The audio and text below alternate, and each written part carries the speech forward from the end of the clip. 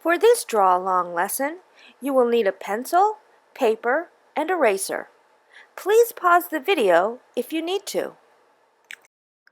In this lesson, we will draw this bird, the red cardinal, using a shape breakdown. Please check out the beginner lesson above to learn how to make a shape breakdown. Breaking an image into shapes is a time-tested drawing technique that helps the artist see and compare shapes in order to get the proportions correct. Always start with the big or biggest shapes first. In this case, the oval body of the bird. Remember to leave enough space above for the head and enough space on the left side for the wing and tail. The next biggest shape is the wing. When you overlap this shape over the oval of the body, it will create new shapes that look like this.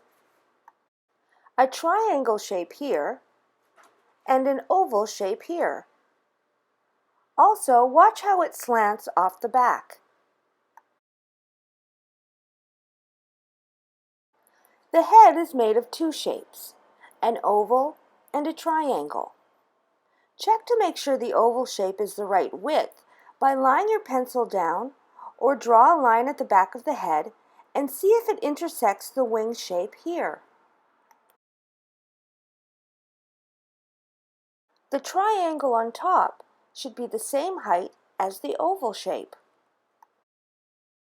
Next, we'll add the tail.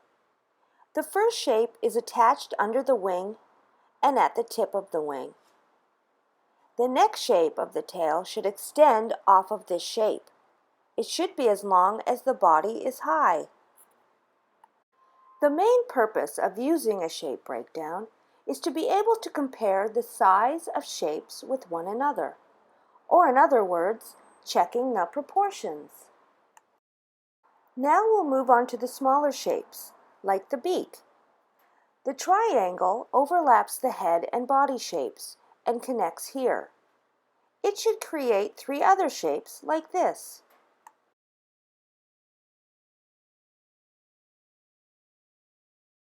Then we'll draw the legs and branch. To place them properly, we are going to again place our pencil next to the back of the head, or you can draw a line. As you can see, it lies directly on top of the back leg. Then draw the other leg and branch in relation to the line. Next, place the eye. A common mistake is to draw eyes too high, so be careful not to do that. Using lines like this will help you place the eye properly. Now it's time to erase unwanted lines, so we can refine the drawing and add details. On the head, we'll add feathers. Then we'll mark off the black detail on the face. You can shade it in if you'd like. Then we'll do the lines in the wings and tail.